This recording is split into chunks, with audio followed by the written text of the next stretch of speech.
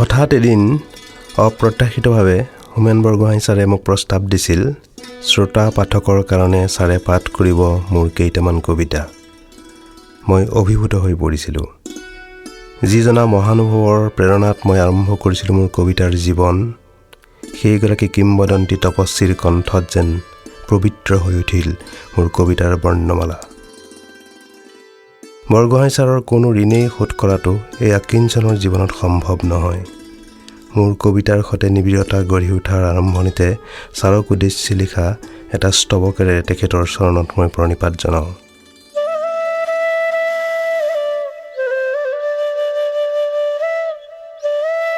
মানুহক নিৰ্মাণ আৰু আৱিষ্কাৰ কৰা এজনলৈ। কি যাদু আছে তোমাৰ সান্নিধ্যত?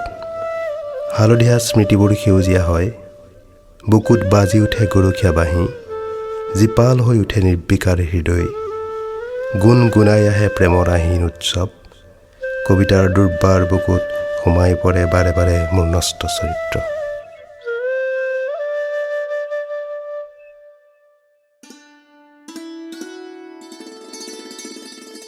কবি প্ৰণয় ফুকনক মই প্ৰথম পাইছিলোঁ তেওঁৰ অতি মৰমৰ দিখৌ নৈৰ পাৰৰ এখন মিচিং গাঁৱত, মিচিঙৰ চাংঘৰত।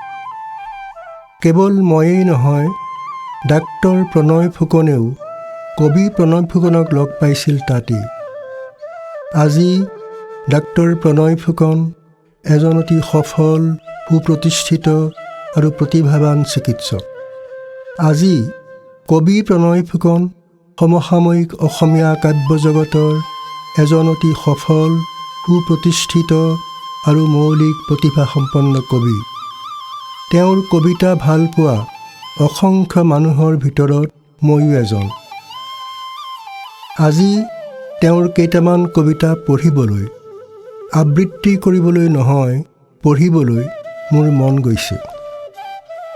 কবিতা আবৃত্তি কৰা হয় আনে শুনিবৰ কাৰণে, কবিতা পঢ়া হয় কেৱল নিজে শুনিবৰ কাৰণে।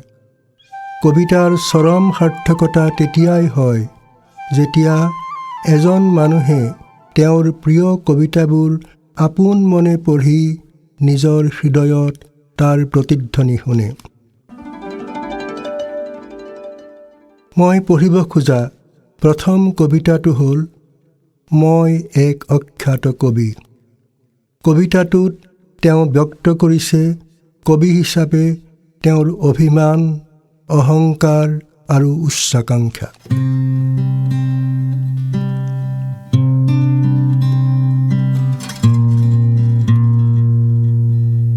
কি পঢ়িছা নৱকান্ত, নীলমণি নে পাবলো নেৰুদা?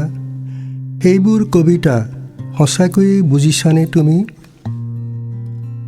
নাজানো কি যাদু আছে সেইবোৰ কবিতাত।